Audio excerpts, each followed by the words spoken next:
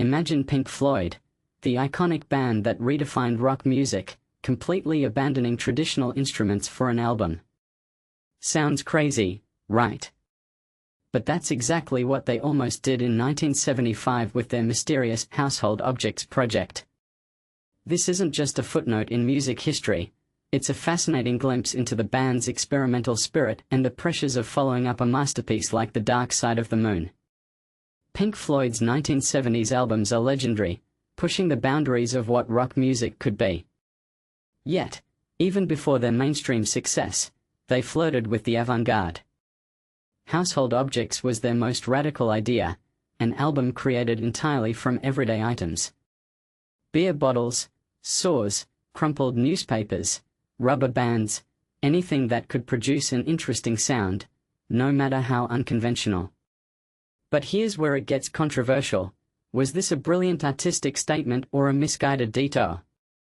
Engineer John Leckie recalled the band crafting chords from beer bottles and rhythms from torn newspapers. It was innovative, but painstakingly slow. Nick Mason admitted in his autobiography that the project became a way to avoid the daunting task of creating a Dark Side sequel.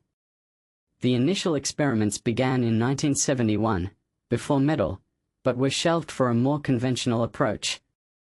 2 years later, post-Dark Side success, the band revisited the idea, perhaps seeking refuge from the pressure to replicate their blockbuster.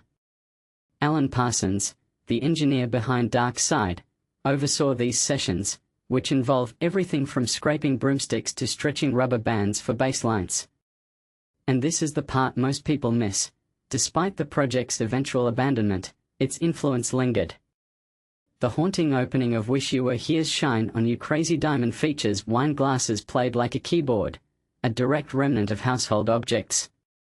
Richard Wright, however, grew frustrated with the project's slow progress, famously telling Roger Waters, "This is insane." Eventually, the band realized their musical progress was negligible, and Household Objects was shelved for good. Only 2 tracks from these sessions have surfaced, Wine Glasses and The Hard Way, both included in box sets. While the album never materialized, its impact is undeniable.